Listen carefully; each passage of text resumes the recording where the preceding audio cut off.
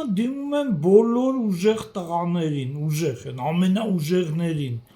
նամանավանդ նրանց, ովքեր փող տվին բանակից ազատվեցին, եւ նրանց, ով փող վերցրին, այդ փող տվողներին բանակից ազատվեցին, դիմում եմ այն պատրիոտներին, որոնք 20 տարեկան, 30 տարեկան էին, որ մենք չտեսանք պատերազմի դաշտում, ինչ որ այա, քաղաքական պայքարա, Արա հերիք էլ է տուֆտա ստից այդ ավտոբուսներով գնում եք, ամեն մեկը ձեր թայֆեկն եք քաշ տալի տանում եք, կինո եք ցույց տալի ժողովրդին, այսօր իմ ձեռը հայտնվեց վերջապես ժողովրդի թվաբանությունը, 58% ժողովրդի ոչ մեկից չուզում, նամանավանդ ամենաբարձր ռեյտինգ ունեցող այդ 5-6 էջիս վրա դրած է, կարող եք ծանոթանալ։ Ինչ եմ ես ձեզ առաջարկում, եկեք քաղաքական նորմատիվները պայեք, իրար ռինգի հրավիրեք, ոնց ասենք ֆուտբոլը, մի անգամ ֆուտբոլիստները իրանց դաշտում են խաղում, մի անգամ ֆուտբոլիստները գնում են հակառակորդի դաշտում են խաղում, ես սենց առաջարկություն եմ անում, դե տենց ուժեղ եք, իրար ռինգի հրավիրեք,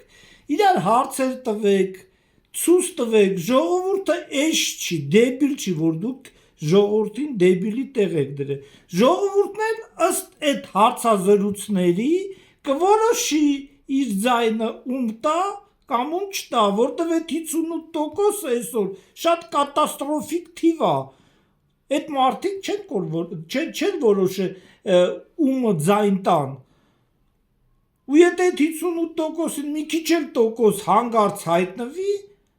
ընտրությունը չեղյալ կհայտարարվի, որտեղ մարդաքանակը քիչ կլինի այն նորմատիվներից, որը ընդունված է,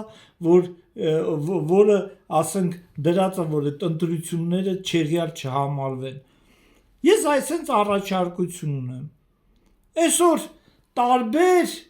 Փառք Աստծո դեմոկրատիա է, ժամանակի դեմոկրատիա չկար, ժողովուրդը արտահայտվում էր միտինգներով, ժողովուրդը հավաքվում էր տարբեր ձևի, տարբեր տեղ հավաքույթներով, Փառք Աստծո այսօր ինտերնետ կա, Փառք Աստծո տարբեր ստուդիաներ կա, իրար հրավիրեք բանավեճի, անունը առաջարկում եմ դրեք ռինգ, ու ամեն մեկը թողնեկին ձեռնոց շպրտի, ու ասի ես այդ քաղաքական գործիչների մասին եմ, ամեն մեկը մեկին որ հրավիրի, էդի բանի դուր չկա, կոնկրետ լիդերները հրավիրում են, ձեռնոց են շպրտում, ով որ չի գալի համարում ենք պարաժենյա։